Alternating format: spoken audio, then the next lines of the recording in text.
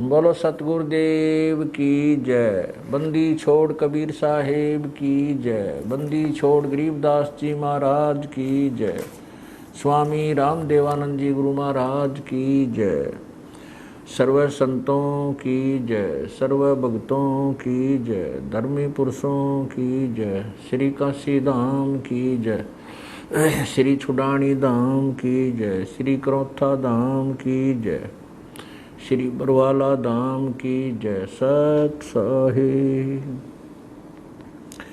गरीब नमो नमो सत्य पुरुष को नमस्कार गुरु की नहीं। सुर नर मुनि जन साधुआं संतों सर्वसदी नहीं। सतगुरु साहिब संत सब डंडो तम प्रणाम। आगे पीछे मध्य हुए तिनको जा कुर्बान। नर आकार निर्विषम काल जाल वै भंजनम। निर्लेपम निज निर्गुणम अकल अनुबेशुंधुनम। सोहम सुरति समापतम सकल समाना नीरतलह। उज्ज्वल हिरंबर हरदमम बेपरवा अथा है। वार पार नामद्यतम। गरीब जो सुमरे सिद्ध होई गणनायक गलताना। करो अनुग्रह सोई पारस पद परवाना। आदि गणेश मनाऊं गणनायक देवन देवा। चरण कमल लो लाऊं आदि अंत करूं सेवा। परम शक्ति संगीतम ऋषि दाता सोई। अवगत गुण अतीतम सत्य पुरुष निर्मोही। जगदम्बा जगदीशम मंगल रूप मुरारी। तन मन अर्पों शीसम भक्ति मुक्ति भंडारी। सुर नर मुनि जन ध्यावें ब्रह्मा विष्णु महेशा। शेष सुमुख गावें पूजे आदि गणेशा। इंद्र कुबेर सरीखा वरुण धर्मराय ध्यावें। समर्थ जीवन जी का मन इच्छा फल पावें। 33 कोटि आधारा ध्यावें 88। उतरे भव जल पारा कट है यम की फांसी। 33 कोटि आधारा ध्यावें 88। उतरे भव जल पारा कट है यम की फांसी। सत साहिब। कर जोरूं विनती करूं धरूं चरण पर शीस। गुरु राम देवानंद जी महाराज ने दियो नाम बख्शीश।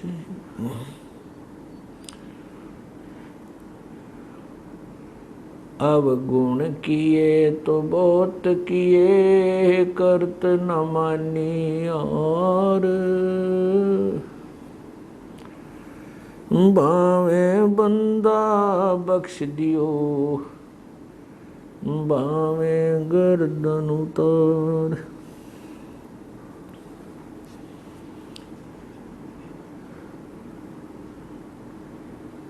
पूर्ण ब्रह्म कृपा निदान सुन के सो करतार। गरीब दास मुझ दीन की रखियो बहुत संभार।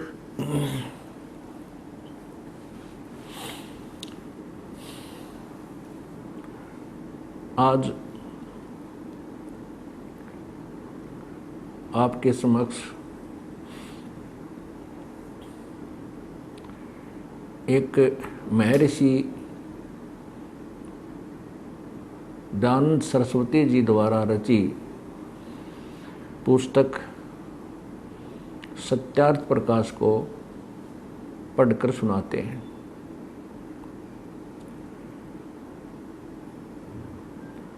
स्वामी दयानंद जी आर्य समाज के प्रवर्तक हैं और आर्य समाज के श्रद्धालु सत्यार्थ प्रकाश को अद्वितीय ज्ञान युक्त पुस्तक मानते हैं और उनका ये भी कहना है कि सत्यार्थ प्रकाश नामक पुस्तक ये आर्य समाज की रीढ़ की हड्डी है। अर्थात उनका कहना है कि सत्यार्थ प्रकाश में जो भी ज्ञान लिखा है वो शिरोधार्य है, जिसका आर्य समाज को पालन करना चाहिए। अब सबसे पहले सत्यार्थ प्रकाश के समोल्लास संख्या 4 में आपको स्वामी दयानंद जी का ज्ञान, उनका आदेश जो आर्य समाज वर्ग को, समुदाय को पालन करना होता है चाहिए, वो पढ़कर सुनाते हैं।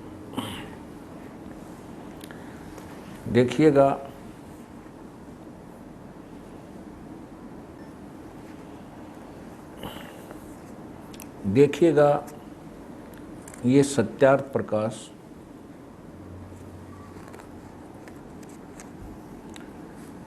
जो स्वामी दयानंद जी द्वारा लिखा गया है।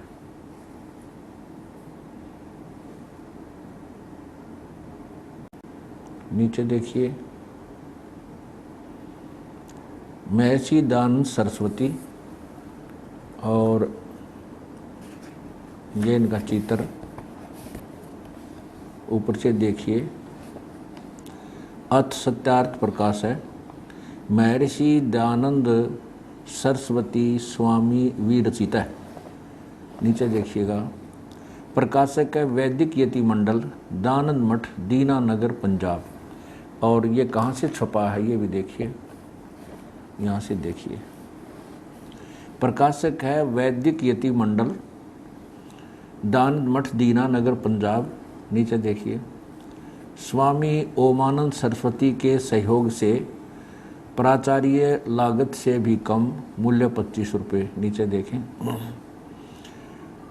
ये है, नीचे देखें, आचार्य प्रिंटिंग प्रेस, मुद्रक हैं आचार्य प्रिंटिंग प्रेस, दयानंद मठ, गोहाना मार्ग, रोहतक।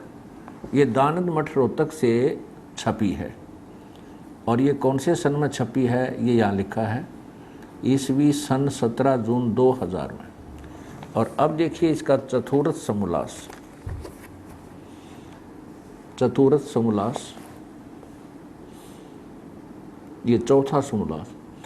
इसमें विवाह के विषय में स्वामी जी ने कहा है, नीचे देखिएगा, जो कन्या माता के कुल की 6 पीढ़ियों में न हो और पिता के गोत्र की न हो,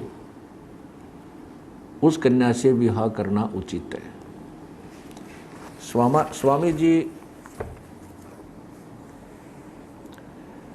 स्वामी दयानंद जी का कहना है कि विवाह करते समय माता की 6 पीढ़ियों तक का गोत्र त्याग देना चाहिए। ये आप विचार करना, क्या ये संभव है कि 6 पीढ़ी माता के गोत्र की छोड़कर क्या बच्चों का विवाह हो सकता है? ये समाज ने स्वयं फैसला करना है। अब देखिएगा दूसरे विचार स्वामी जी के विवाह के विषय में। ये वही सत्यार्थ प्रकाश, और ये देखिएगा समोल्लास, चतुर्थ समोल्लास, और प्रश्न नंबर ये है 70। नीचे आइए, यहाँ पर नीचे आइएगा। ये कहा है कि चाहे कितने ही धन धान्य, गाय, अजा, हाथी, घोड़े, राज्यश्री आदि से समृद्ध ये कुल हों, तो भी विवाह संबंध में निम्न 10 कुलों का त्याग कर दें। नीचे देखो, अब क्या बताते हैं कि जो कुल सत्क्रिया से हीन, सत्पुरुषों से रहित, वेदाध्ययन से विमुख, पृथक, इससे अलग, शरीर पर बड़े बड़े लोम अर्थात अथवा बवासीर, क्षय, दम, खांसी, आमाशय, मिर्गी, श्वेत कुष्ठ, और गलित कुष्ठ कुलों की कन्या व वर के साथ विवाह न होना चाहिए, क्योंकि ये सब दुर्गुण रोग विवाह करने वाले के कुल में भी प्रविष्ट हो जाते। अब क्या कहते हैं स्वामी जी? स्वामी जी का कहना है कि जिस कुल, एक पूरे कुल में, मान लीजिए एक कुल में 100 घर हैं और उन 100 घरों में से किसी भी एक सदस्य को दमा, खांसी, मृगी, बवासीर, कुष्ठ आदि रोग हों, तो उस पूरे कुल के किसी भी लड़के या लड़की से विवाह मत करो। एक पूरे यानी 500 आदमियों में से किसी एक के भी कोई बीमारी है तो उस पूरे कुल के लड़के लड़की से शादियां मत करो। ये सभ्य समाज विचार करे, क्या ये नियम संभव है विवाह के समय? क्या इस नियम के अनुकूल हम अपने बच्चों को ब्याह सकेंगे? ये स्वयं सोचेंगे। अब आगे देखिएगा कि कैसी लड़की से शादी करें और कैसी से ना करें। ये प्रश्न नंबर 71 पर वही सत्यार्थ प्रकाश समोल्लास 4, प्रश्न नंबर 71। जो लड़की न पीले वर्ण वाली न अधिकांगी अर्थात पुरुष से लंबी चौड़ी, अधिक बल वाली, घनी तगड़ी और रोग युक्त, न लोम रहित न बहुत लोम वाली, बड़े बाल भी ना हो और बाल बिल्कुल बाल ना हो या बहुत बाल हो, उनसे भी नहीं करनी। न बकवाद करने वाली और न भूरे नेत्र वाली, भूरे नेत्र वाली से भी, देखिएगा ये लिखा भूरे नेत्र वाली, इनसे शादी नहीं करनी चाहिए। कैरी आँखें वाली हो तो नहीं शादी करनी चाहिए। फिर क्या लिखा है कि जिनके नाम गंगा, जमुना यानी सरस्वती आदि नदी नाम वाली, जिसके नदियों के ऊपर नाम हो, जैसे गंगा, जमुना स्वामी जी ने लिखा है, तो उसमें सरस्वती, कावेरी आदि भी आ गई। इन नामों वाली लड़की से ब्याह नहीं करना चाहिए। नीचे देखो हिमालय, पार्वती आदि, यहाँ लिख रहा है पर्वत, विंध्या यानी पर्वत नाम वालियों से नहीं करे। विंध्या, हिमालय, पार्वती आदि भी नाम हो तो विवाह नहीं करना चाहिए। आगे देखिएगा काली, चंडी नाम वाली कन्या के साथ विवाह नहीं करना चाहिए। आज नीचे देखो फिर कैसी से करना चाहिए? जिसके सरल सूधे अंग हों, वृद्ध न हो, जिसका नाम सुंदर हो अर्थात यशोदा, सुखदा आदि, हंस और अथनी के तुल्य चाल हो, सूक्ष्म लोम, केश और दांत युक्त हो और जिसके सब अंग कोमल हों, वैसी स्त्री के साथ विवाह करना चाहिए। स्वामी जी का कहने का उद्देश्य है कि जिन लड़कियों का नाम गंगा, जमुना, सरस्वती, कावेरी आदि नदियों पर नाम हो और पर्वत के ऊपर नाम हो, जैसे पार्वती, विंध्या, हिमालय और काली, ऐसे नाम वाली लड़कियों से विवाह नहीं करना चाहिए। फिर कैसी से करना चाहिए कि यशोदा, सुखदा आदि नाम हो, हंस और अथनी जैसी उसकी चाल हो, उस ऐसी लड़की से विवाह करना चाहिए। अब स्वामी जी बताते हैं कि विवाह का समय कैसा हो, किस उम्र में ब्याह करना चाहिए बच्चों का। अभी तुरंत ही स्वामी जी ने लिखा है कि 16 वर्ष की स्त्री और 25 वर्ष का पुरुष, ये विवाह का समय तो निकृष्ट है, घटिया है। फिर स्वामी जी ने लिखा है कि 25 वर्ष से लेकर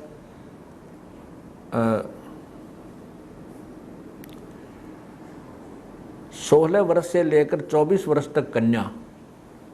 आप स्वयं एक बार पढ़ कर देखिएगा, ये वही सत्यार्थ प्रकाश समोल्लास नंबर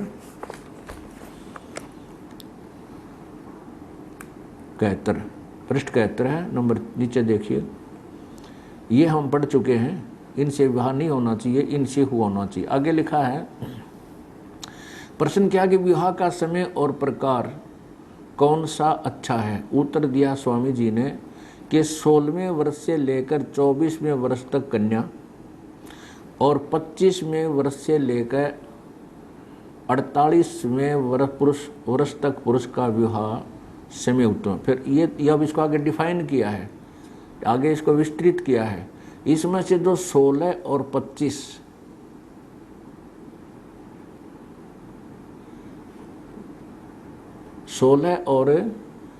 इसमें से 16 और 25 में विवाह करे तो निकृष्ट है। यानी 16 वर्ष का पुरुष और 16 वर्ष की कन्या, ये देखिएगा, इसमें 16 और 25 यानी 16 वर्ष का पुरुष और 16 वर्ष की कन्या और 25 वर्ष का पुरुष का विवाह तो निकृष्ट है। 18-20 की स्त्री और 30, 35 व 40 वर्ष के पुरुष का विवाह मध्यम है, काम चलाऊ। अब स्पष्ट किया स्वामी जी ने कि 24 वर्ष की स्त्री और 48 वर्ष के पुरुष का विवाह उत्तम है। 24 वर्ष की स्त्री और 48 वर्ष के पुरुष का विवाह उत्तम है। अब देखिएगा, विचार कीजिए, सभ्य समाज, क्या स्वामी दयानंद जी के ये विचार, ये आदेश कभी लागू हुए थे या वर्तमान में हैं? ये क्वाइट इम्पॉसिबल। 24 वर्ष की लड़की और 48 पुरुष के उनका विवाह जो समय है, ये तो पिता और पुत्री के तुल्य हो जाता है। आगे देखिएगा, स्वामी जी विधवा विवाह के विरुद्ध थे। उन्होंने कहा कि विधवा का विवाह नहीं होना चाहिए। तो किसी ने पूछा तो विवाह नहीं होना चाहिए तो क्या किया जाए? तो उन्होंने कहा कि विधवा स्त्री या जिसकी पत्नी मर गई वो पुरुष नियोग करे। नियोग के विषय में स्वामी जी का कहना है कि स्त्री पुरुष केवल मिलन समय मिले, विधवा स्त्री और विधवा ही पुरुष, विदुर पुरुष, विधवा स्त्री विदुर पुरुष, वो केवल विवाह समय मिले, मिलन समय मिले और फिर एक दूसरे से भिन्न रहें। जब स्त्री को गर्भ रह जाए तो वो पुरुष फिर उसे ना मिले।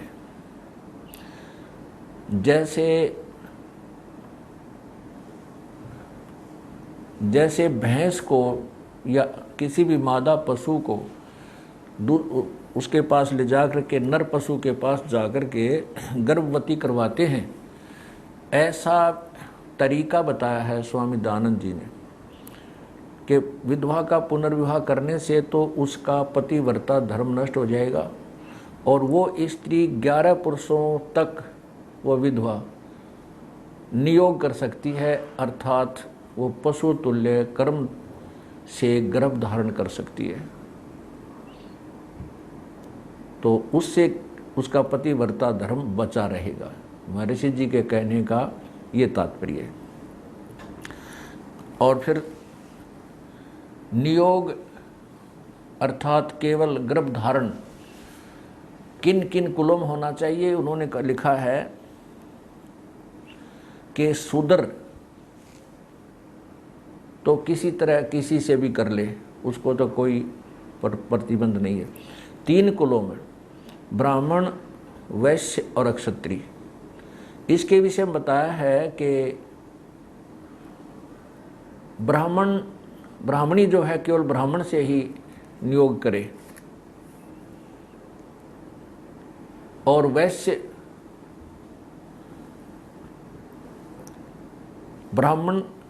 की स्त्री जो विधवा होगी ब्राह्मण वैश्य से करे, वैश्य की जो, और क्षत्रिय की विधवा हो जाती है तो अक्षत्रिय से, वैश्य से और ब्राह्मण से नियोग करे। नियोग आप समझ गए हैं कि केवल जैसे पशु को नए दूध करवा के लाया करें, गर्भ धारण करवा लेते हैं किसी नर पशु के पास ले जाकर, ये तरीका बताया है स्वामी दयानंद जी ने सत्यार्थ प्रकाश समोल्लास नंबर 4 में, और पुनर्विवाह को मना किया है, विधवा विवाह को मना किया है। आप स्वयं पढ़िए अपने पवित्र चश्मों से। ये देखिएगा सत्यार्थ प्रकाश, ये वही सत्यार्थ प्रकाश है, इसके समोल्लास नंबर 4 ही चल रहा है, चतुर्थ समोल्लास। इधर देखिएगा, ये प्रश्न नंबर 96 नीचे, जिस स्त्री व पुरुष का पाणी ग्रहण मात्र संस्कार हुआ हो और संयोग न हुआ हो, अर्थात अक्षत योनि स्त्री, अक्षत वीर्य पुरुष हो, तो उस स्त्री व पुरुष का अन्य पुरुष के व स्त्री से पुनर्विवाह होना चाहिए। और शूद्र वर्ण में भी चाहे कैसा भी हो पुनर्विवाह हो सकता है, किंतु ब्राह्मण, अक्षत्रिय, वैश्य वर्णों में अक्षत योनि स्त्री अर्थात जिसका पति मर गया हो, अक्षतवीर्य पुरुष जिसकी पत्नी मर गई हो, पुरुष का पुनर्विवाह न होना चाहिए। प्रश्नकर्ता ने प्रश्न किया है कि पुनर्विवाह क्यों नहीं, में क्या दोष है? उत्तर स्वामी जी का, स्त्री पुरुष में प्रेम न्यून होना। आगे देखिए, चौथा लक्षण बताया है पुनर्विवाह में क्या दोष है कि पतिव्रत्य और स्त्री व्रत धर्म नष्ट हो जाना। अब क्या बताते स्वामी दयानंद जी?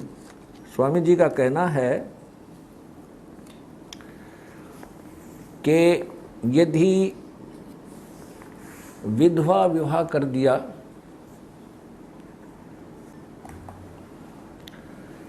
यदि विधवा का विवाह कर दिया जाए तो उसका पतिव्रत्य धर्म नष्ट हो जाए। और इसी प्रकार यदि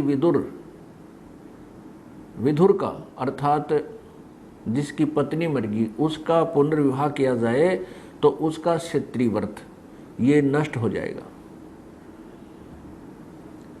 पुनर्विवाह करने से तो स्त्री का पतिव्रता धर्म नष्ट हो जाएगा, स्वामी जी कह रहे हैं, और वो 11 पुरुषों तक नियोग कर सकती है, वो पशु तुल्य कर्म कर सकती है। देखिएगा इसी सत्यार्थ प्रकाश के प्रश्न नंबर 101 पर, ये देखिएगा सत्यार्थ प्रकाश समोल्लास नंबर 4,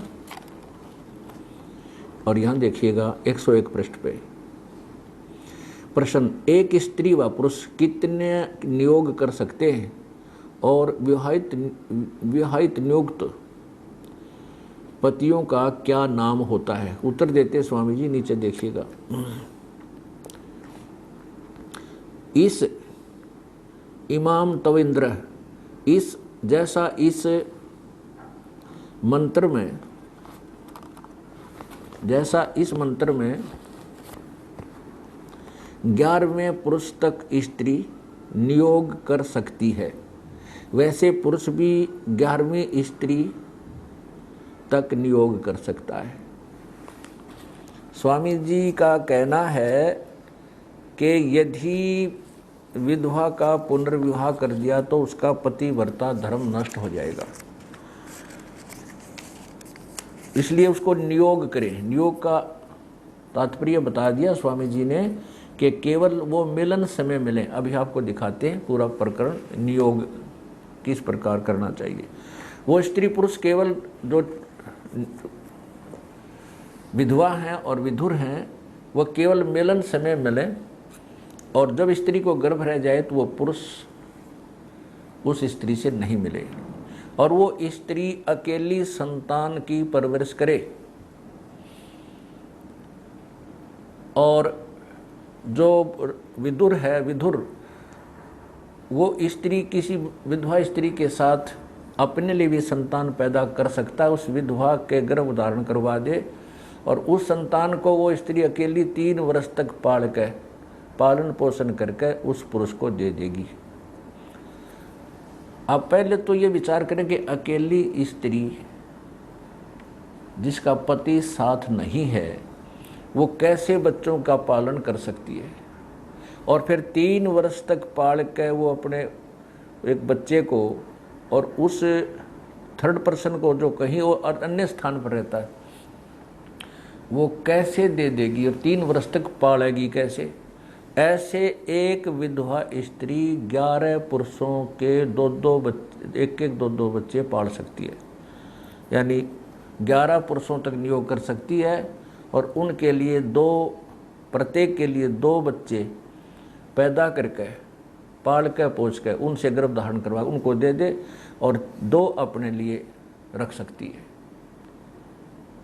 ये है स्वामी जी का सत्यार्थ प्रकाश में समाज सुधार और विवाह का प्रकरण। अब आप अपनी आंखों से पढ़िएगा।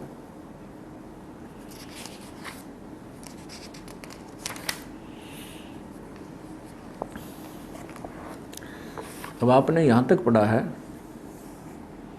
सत्यार्थ प्रकाश समूलाचार। चौथा विवाह पुनर्विवाह में दोष बताया है कि पति वर्त और स्त्री वर्त धर्म नष्ट होना। अब नीचे चलिए, प्रश्न किया है कि पुनर्विवाह और नियोग में क्या भेद है। उत्तर है स्वामी दयानंद जी का कि एक तो जैसे विवाह करने में कन्या अपने पिता का घर छोड़कर पति के घर को प्राप्त होती है और पिता से विशेष संबंध नहीं रहता, और विधवा स्त्री उसी विवाहित पति के घर में रहती है। दूसरा, उस विधवा स्त्री के लड़के उसी विवाहित पति के दाएं भागी होते हैं और विधवा स्त्री के लड़के वीर्यदाता के न तो पुत्र कहलाते हैं न उसका गोत्र होता है और न उसका स्वतः उन लड़कों पर रहता है, किंतु वे मृत पति के पुत्र बजते हैं, उसी का गोत्र रहता है और उसी के पदार्थों के दाएं भागी होकर उसी घर में रहते हैं। आगे देखो। तीसरा, विवाहित स्त्री पुरुष को परस्पर सेवा और पालन करना आवश्यक है और नियुक्त स्त्री पुरुष का कुछ भी संबंध नहीं रहता। स्वामी जी का कहने का तात्पर्य है कि विवाहित अगर पुनर्विवाह कर दिया जाए तो स्त्री पुरुष दोनों मिलकर सेवा और पालन करते हैं बच्चों की, और पुनर्विवाह नियोग में स्त्री पुरुष का कुछ भी संबंध नहीं रहता, अर्थात वो आपस में मिलकर काम नहीं करते, बच्चों की मिलकर पालन पुरुष नहीं करते। फिर चौथा दोष बताया है, भिन्नता बताइए। विवाहित स्त्री पुरुष का संबंध मरण पर्यंत रहता है। अगर उनका पुनर्विवाह किया जाए तो वो दोनों, देखो, विवाहित स्त्री अगर विवाह कर दिया जाए विधवा का तो विवाहित स्त्री पुरुष का संबंध मरण पर्यंत रहता है, और नियुक्त यानी जो अस्थायी संबंध जो किया जाता है स्त्री पुरुष का कार्य सिद्धि के पश्चात छूट जाता है, यानी जो उनका गर्भधारण रह गया तो स्त्री पुरुष का कोई नाता नहीं है उसके पश्चात। आगे देखियो। विवाहित स्त्री पुरुष आपस में घर के कार्य को सिद्धि करने में यत्न करते हैं, और नियुक्त स्त्री पुरुष अपने अपने घर के काम किया करते हैं। अर्थात अगर विवाह कर दिया जाए, विचार कीजिए पुण्यात्माओं,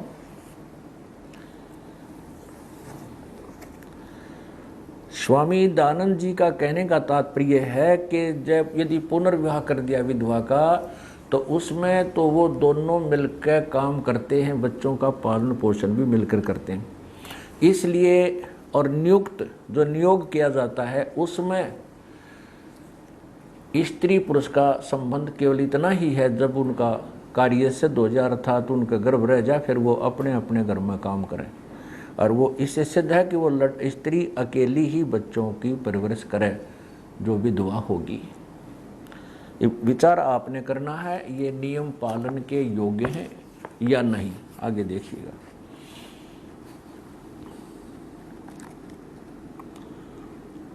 चतुर्थ समोल्लास, वही नीचे हम यहाँ पर आगे पढ़ते पढ़ते पृष्ठ वही चल रहा है, ये पृष्ठ है 97, 97, नीचे आइएगा। यहाँ तक आगे हम कि विवाहित स्त्री पुरुष आपस में घर के कार्य को सिद्धि करने में यत्न करते हैं, अर्थात जब पुनर्विवाह कर दिया जाए तो वो मिलकर काम करते हैं, और नियुक्त स्त्री पुरुष अपने अपने घर के काम किया करते हैं। नीचे देखो, जैसे विवाहित स्त्री पुरुष सदा संग रहते हैं, वैसे नियुक्त स्त्री पुरुष का व्यवहार नहीं है, किंतु बिना ऋतुदान समय वे इकट्ठे न हों, केवल यानी संभोग के समय इकट्ठे हों, इसका स्पष्ट वर्णन, फिर अपने अलग अलग। परंतु वही नियुक्त स्त्री 2-3 वर्ष पर्यंत उन लड़कों को, यहाँ देखना ये सारा ही पढ़ते हम नीचे से, नीचे देखो, नीचे नीचे, इकट्ठे न हो। जो स्त्री अपने लिए नियोग करे तो जब दूसरा गर्भ रहे उसी दिन से स्त्री पुरुष का संबंध छूट जाए, और जो पुरुष अपने लिए करे तो दूसरे गर्भ के रहने से संबंध छूट जाए। परंतु वही नियुक्त स्त्री 2-3 वर्ष पर्यंत उन लड़कों का पालन करके नियुक्त पुरुष को दे देवे। ऐसे एक विधवा स्त्री 2 अपने लिए और 2 अन्य 4 पुरुषों के लिए संतान उत्पन्न कर सकती है। एक मृत स्त्री पुरुष भी 2 अपने लिए और 2 अन्य 4 विधवाओं के लिए उत्पन्न कर सकता है। ऐसे अभी आपने पढ़ा सत्यार प्रकाश में कि स्वामी जी कह रहे हैं कि यदि विधवा का पुनर्विवाह कर दिया जाए तो वो आजीवन इकट्ठे रहते हैं, और नियुक्त यानी नियोग करने में केवल वो मिलन समय मिलते हैं, इसलिए वो नियोग करने को महत्व दे रहे हैं और पुनर्विवाह को मना कर रहे हैं। और उन्होंने स्पष्ट किया है कि एक स्त्री दूसरे जो है पुरुष के लिए भी, एक व्यक्ति एक विधुर के लिए 2 संतान पैदा करके 2 या 3 वर्ष पाल के उसको दे दे, और 2 अपने लिए किसी उस जिसकी पत्नी मर गई हो उस विधुर से गर्भ धारण करके और स्वयं ही पालन पोषण करे, 2 बच्चे अपने लिए पैदा करते हैं। ऐसे 4 पुरुषों के साथ वो ऐसे संपर्क करके और 2 अपने लिए और 2 उन 4 के लिए कुल 10 बच्चे उत्पन्न एक औरत कर सकती है। फिर उन्होंने लिखा कि ऐसी एक स्त्री 11 पुरुषों तक भी नियोग कर सकती है, पशु तुल्य कर्म कर सकती है। उसमें किस सतिथि मान ले किसी से ना गर्भ धारण रहा होता हो तो अन्य वो चेंज करती रहे। तो पुण्यात्माओं, ये है महर्षि दयानंद जी का आदेश और सत्यार प्रकाश के पाठकों के लिए कि ऐसे करो, जिसकी लड़की का पति मर जावे तो उसका पुनर्विवाह मत करो। और वो कैसे करे वो आप पढ़ चुके हैं, दास ना बताए तो अच्छा है। आगे क्या लिखा है,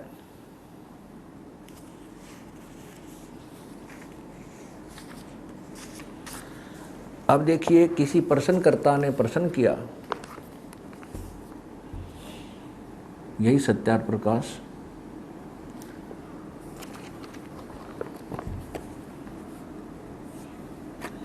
सत्यार चौथा समोल्लास पृष्ठ 100, इधर आइए 100 पृष्ठ पे,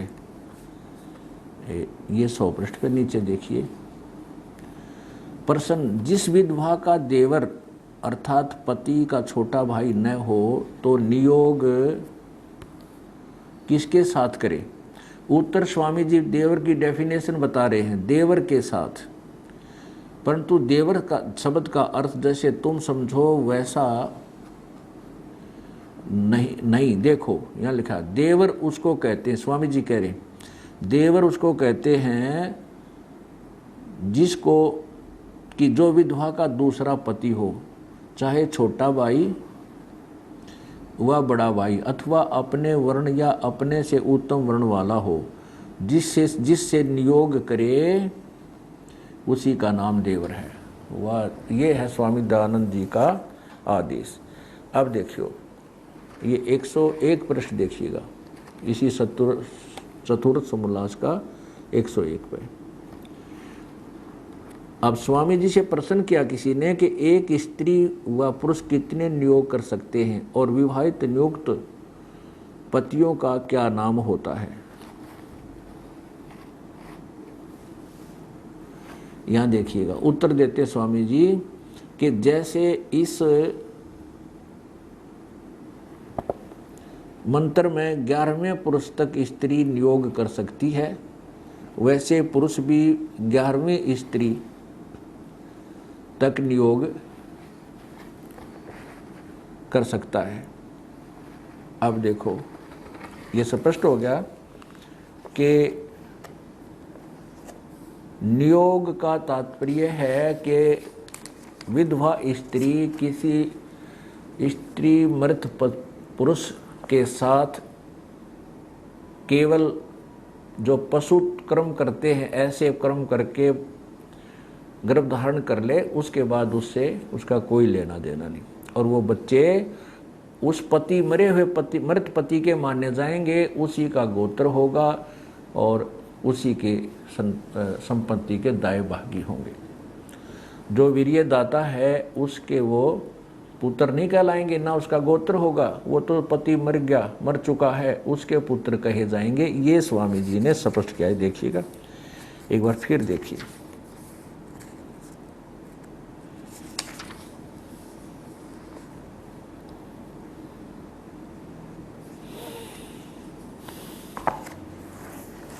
ये देखिए वही सत्यार प्रकाश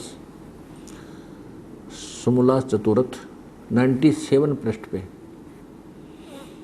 नीचे आइएगा। पुनर्विवाह और नियोग में क्या भेद है यहाँ देखना। दूसरा, उसी विवाहित स्त्री के लड़के उसी विवाहित पति के दाएं भागी होते हैं, ब्याह कर दिया था, और विधवा स्त्री के लड़के वीर्य दाता के न तो पुत्र कहलाते हैं न उसका गोत्र होता है, और न उसका यानी जो वीर्य दाता उसका सौता उन लड़कों पर रहता, उसके बेटे नहीं माने जाते, किंतु वे मृत पति के पुत्र बचते हैं और उसी के दाएं भागी होते, उसी की संपत्ति के मरे हुए पति की संपत्ति के हकदार होते हैं। कौन? जो किसी अन्य पुरुष से गर्भ धारण कर लिया और वो बच्चे उस विधवा का रह हो गए, तो वो बच्चे वो पति मर चुका है, उसके बालक कहे जाएंगे, वो उसके बालक बचेंगे। ये स्वामी जी का आदेश है। अब प्रश्नकर्ता कहता है कि ये जो नियोग की आप प्रथा बता रहे हो ये तो पाप मालूम होता। स्वामी जी कहते हैं अगर ये पाप है तो विवाह भी पाप है। ये है महर्षि दयानंद जी के सत्यार प्रकाश में विचार, देखिएगा। यही समोल्लास नंबर चतुर्थ समोल्लास, इधर देखिए पृष्ठ नंबर 98 पे नीचे किसी ने प्रश्न किया है। प्रश्न, हमको नियोग की बात में पाप मालूम पड़ता है, तो स्वामी जी का उत्तर है, उत्तर स्वामी जी का, जो नियोग की बात में पाप मानते हो तो विवाह में पाप क्यों नहीं? विवाह में पाप क्यों नहीं?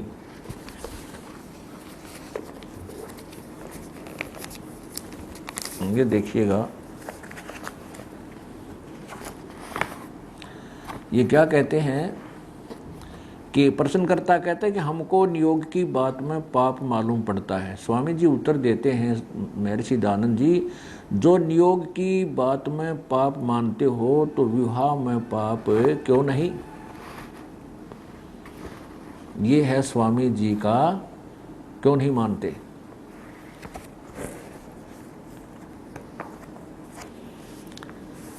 अब स्वामी जी ने कहा है कि यदि तुम इस पशु तुल्य कर्म में, जैसे जिसको नियोग कहा है कि केवल वो स्त्री मिलन समय किसी अन्य विधुर पुरुष से मिले और उसे गर्भ धारण कर ले और वो संतान उसकी मरे हुए पति की होगी जो मर चुका है साल 2 साल वर्ष पहले, तो अगर वो तुम पाप मानते हो कि यदि तुम इसको गलत मानते हो तो विवाह भी तो गलत है। स्वामी जी कहते हैं विवाह करना भी तो पाप ही है। अच्छा, आगे देखिएगा। अब प्रश्नकर्ता ने फिर पूछा है, वही चतुर्थ समोल्लास पृष्ठ 99। प्रश्न, नियोग अपने वर्ण में होना चाहिए व अन्य वर्ण सत के साथ भी? उत्तर स्वामी जी का, अपने वर्ण में व अपने से उत्तम वर्णसत पुरुष के साथ, अर्थात वैश्या स्त्री, वैश्य, अक्षत्रिय और ब्राह्मण के साथ, और अक्षत्रिय और ब्राह्मण, और ब्राह्मणी केवल ब्राह्मण के साथ नियोग कर सकती है। इसका तात्पर्य यह है कि वीर्य सम व उत्तम वर्ण का चाहिए, अपने से नीचे वर्ण का नहीं। ये स्वामी जी का नियोग का प्रकरण, विवाह का प्रकरण बता। अब और एक बहुत ही कमाल किया है स्वामी जी ने।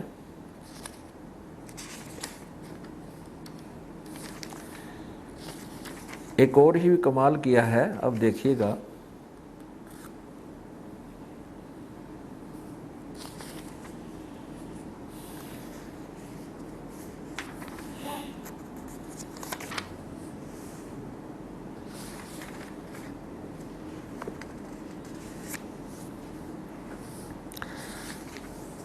अब स्वामी जी से पूछा कि मान लीजिए किसी का पति जीवित है,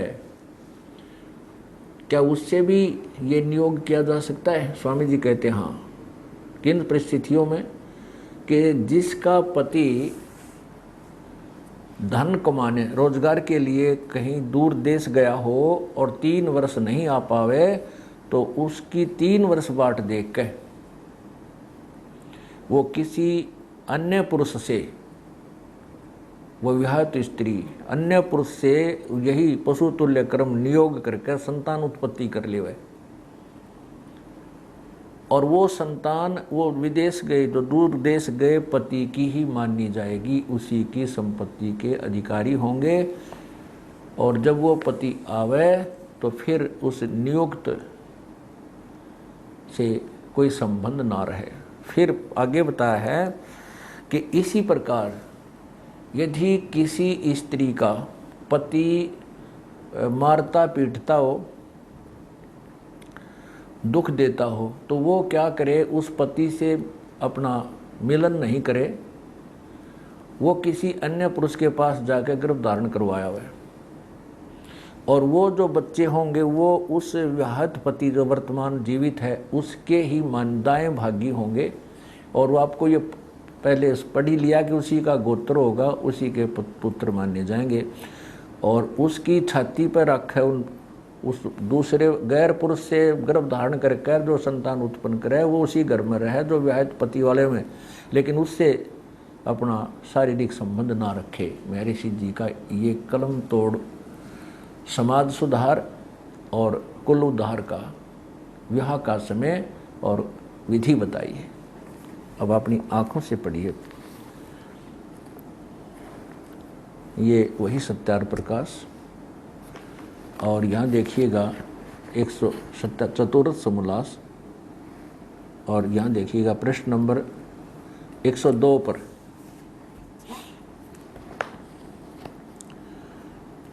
यहाँ पूछा, विवाहित स्त्री जो विवाहित पति धर्म के अर्थ परदेश गया हो तो 8 वर्ष, विद्या के लिए और कीर्ति के लिए गया हो तो 6, और धन आदि यानी रोजगार के लिए गया हो, कमाने के लिए गया हो तो 3 वर्ष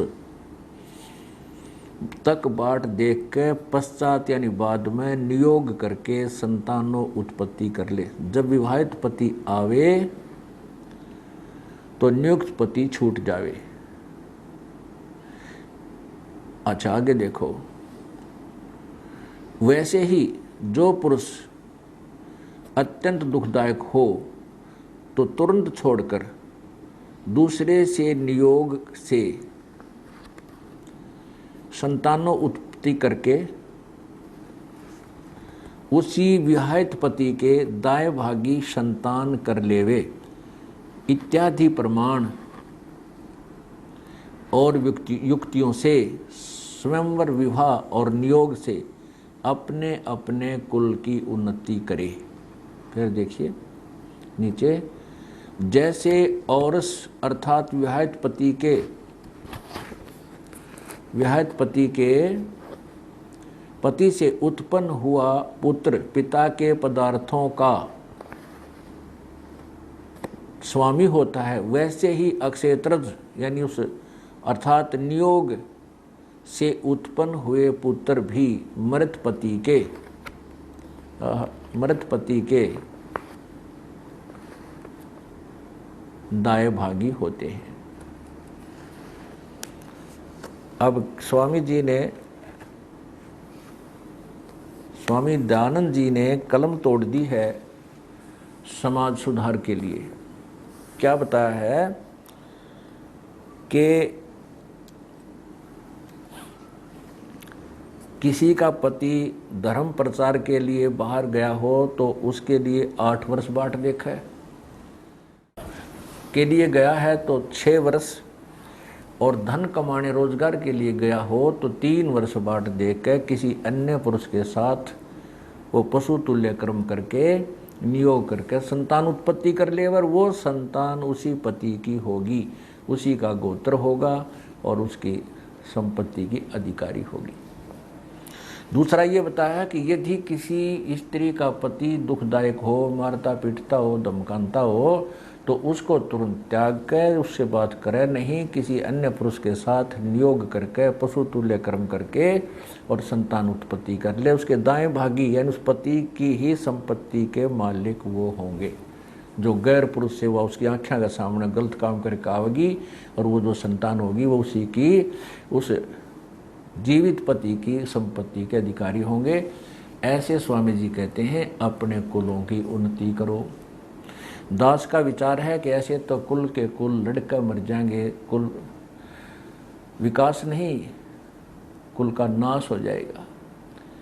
अपनी आँखों के सामने अपनी पत्नी को कौन व्यक्ति दूसरे पुरुष के साथ संबंध देख सकता है और फिर उस संतान को वो संपत्ति दे देगा। ये है स्वामी दयानंद जी के सत्यार प्रकाश के कलम तोड़ विचार की समाज सुधार और कुल विकास के लिए।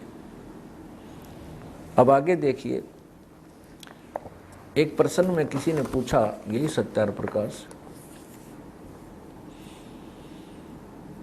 इसके प्रश्न नंबर वही चतुर्थ समोल्लास पृष्ठ 103 नीचे देखिएगा। प्रश्न क्या है कि जब एक विवाह होगा, एक पुरुष को एक स्त्री और एक स्त्री का एक पुरुष रहेगा, तब स्त्री गर्भवती होवे तो शिथिर रोगिणी अथवा पुरुष दीर्घ रोगी हो तो दोनों की युवावस्था हो, उनसे न रहा जाए तो फिर क्या करें? उत्तर स्वामी जी ने दिया है। इसका प्रत्युत्तर नियोग विषय में दे चुके हैं। और जब गर्भवती स्त्री से 1 वर्ष पर्यंत समागम न करने से समय में पुरुष से न रहा जाए तो किसी विधवा से नियोग करके उसके लिए उत्पत्ति कर दे। अब विचार करने की बात है स्वामी जी ने कितनी छूट दे रखी है, और उधर से कहते हैं समाज सुधार ऐसे होगा। स्वामी जी का कहना है कि जब गर्भ रह जाए तो अपनी पत्नी से 1 वर्ष ना मिले, और यदि पुरुष से ना रहा जाए तो किसी विधवा के पास चला जाए। पुण्यात्माओं, इस सत्यार प्रकाश को विशेषकर भारत का नागरिक तो बहुत ही उत्तम शास्त्र मानता है। ये तो है समाज सुधार अर्थात समाज कल्याण के विचार स्वामी दयानंद जी के। कई श्रद्धालु दर्शक शंका व्यक्त करते हैं कि जो सत्यार प्रकाश दिखाया जा रहा है ये वास्तविक नहीं है, ये संत रामपाल जी ने अपने तरफ से मन घड़त बना रखा है। उन पुण्यात्माओं का शंका का निवारण करने के लिए, उनकी शंका का समाधान करने के लिए आप थोड़ा सा और प्रयत्न करते हैं। ये देखिएगा सत्यार प्रकाश, ये किसी अन्य प्रकाशक द्वारा प्रकाशित है, आर्य साहित्य प्रचार ट्रस्ट। और ये देखिएगा यहाँ पर ये कहाँ से प्रकाशित है, ये है 65वां संस्करण, सन 2007 में छपा है, लेटेस्ट 2007 में। ये है श्रीमद् स्वामी दयानंद सरस्वती स्वामी विरचित आर्य साहित्य प्रचार ट्रस्ट, प्रकाशक हैं और विक्रय केंद्र खारी बावली, आर्य साहित्य प्रचार ट्रस्ट, खारी बावली दिल्ली, मुख्यालय नयाबास दिल्ली, दूरबास। और Ramakrishna press, Narayan and India, Nai Delhi, phase 2 से। और इसमें भी देखिएगा समोल्लास नंबर 4 में, ये समोल्लास नंबर चतुर्थ समोल्लास, इसमें इतना है कि पृष्ठ बदल जाते हैं छोटी बड़ी लिखाई होने के कारण। ये चम्मन पृष्ठ पे देखना, इधर देखो चम्मन पृष्ठ पे, ये नीचे है, ये वही है कि कितने ही धन धान्य गाय अजा हाथी घोड़े राज्य श्री आदि समृद्ध ये कुल हों, तो भी विवाह संबंध में निम्नलिखित 10 कुलों का त्याग कर दे। तो इनमें कौन कौन है ये देख लिए। जो कुल सत्क्रिया से हीन, सत्पुरुषों से रहित, वेद ज्ञान से विमुख, शरीर पर बड़े बड़े बाल, लोम अर्थात अथवा बवासीर, अक्षयी, दमा, खांसी, आमाशय, मृगी, श्वेतकुट और गलित कुष्ठों से युक्त कुलों की कन्या व वर से विवाह न करना चाहिए। आगे देखो, फिर मोटे मोटे दिखाऊंगा ये इसमें, फिर आप देख सकते हो। भूरे नेत्र वाली लड़की से ब्याह नहीं होना चाहिए, गंगा जमुना उनसे नहीं होना चाहिए, पार्वती आदि पर्वत वाली नाम से नहीं होना चाहिए, काली आदि भीषण नाम वाली कन्या के साथ विवाह न करना चाहिए। नीचे देखो विवाह का समय कौन सा अच्छा है, ये देखो नीचे, यहाँ से देखो 24 वर्ष की स्त्री और 48 पुरुष का विवाह उत्तम है। 24 वर्ष की स्त्री और 48 वर्ष के पुरुष का विवाह उत्तम है। और दिखाते हैं, अब देखिए वो प्रमाण जिसमें स्वामी जी ने विधवा विवाह को मना किया है, जो हम आपको पहले दिखा चुके हैं। अब इस दूसरे प्रकाशक के द्वारा भी प्रकाशित सत्यार प्रकाश में आप स्वयं देखिए। ये है वही चतुर्थ समोल्लास, और ये पृष्ठ नंबर इसका है 77। नीचे देखिए, स्त्री पुरुष का बहुविवाह होना योग्य है व नहीं, उत्तर युगपत न अर्थात एक समय में नहीं। नीचे देखो, जिस स्त्री व पुरुष का पाणी ग्रहण मात्र संस्कार हुआ हो और संयोग न हुआ हो, अर्थात अक्षत योनि स्त्री और अक्षत वीर्य पुरुष हो, उनका अन्य स्त्री व पुरुष के साथ पुनर्विवाह होना चाहिए। अर्थात जिनका सगाई हुई और ब्याह मिलन ना हुआ हो उनका तो हो सके है, लेकिन अक्षत फिर आगे किंतु ब्राह्मण क्षत्रिय नहीं होना उनका अन्य स्त्री पुनर्विवाह नहीं होना चाहिए। आगे देखना, किंतु ब्राह्मण क्षत्रिय और वैश्य वर्णों में अक्षत योनि माने जो ब्याही जा चुकी है, किसी दूसरे पुरुष के साथ संग हो चुका है जिसका, और अक्षतवीर्य पुरुष का पुनर्विवाह न होना चाहिए। पुनर्विवाह में क्या दोष है? स्वामी जी ने उत्तर दिया, स्त्री पुरुष में प्रेम न्यून होना। आगे देख, चौथा बताया है पतिव्रत और स्त्री वर्ष धर्म नष्ट होना, यानी अगर पुनर्विवाह कर दिया विधवा का तो उसका पतिव्रता धर्म नष्ट हो जाएगा। और स्वामी जी फिर क्या 81 पृष्ठ पे लिखा है कि वो स्त्री 11 पुरुषों तक नियोग कर सकती है। जैसा ये 81 पृष्ठ है, यही चतुर्थ समोल्लास में इस मंत्र में 11वें पुरुष तक स्त्री नियोग कर सकती है, वैसे पुरुष भी 11वीं स्त्री तक नियोग कर सकता है। अब क्या बताया है, जो हमने आपको पहले 70 प्रकार दिखाया है जिसको हम कॉमन यूज कर रहे हैं, उसमें जिसको शंका हो जाती है कि ये शायद इन्होंने स्वयं बना रखा है, नहीं, उसका भ्रम निवारण करने के लिए एक और प्रकाशक द्वारा आपको दिखा, इसमें भी सेम टू सेम है। अब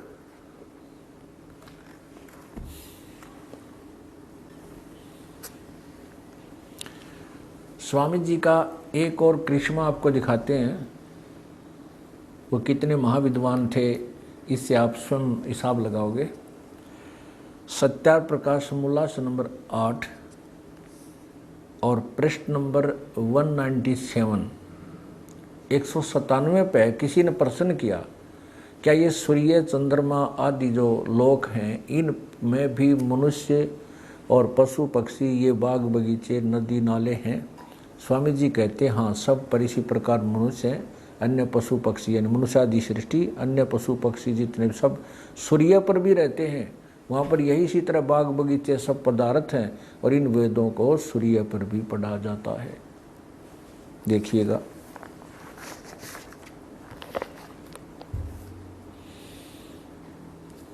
ये वही सत्यार प्रकाश और इसका ये समोल्लास अष्टम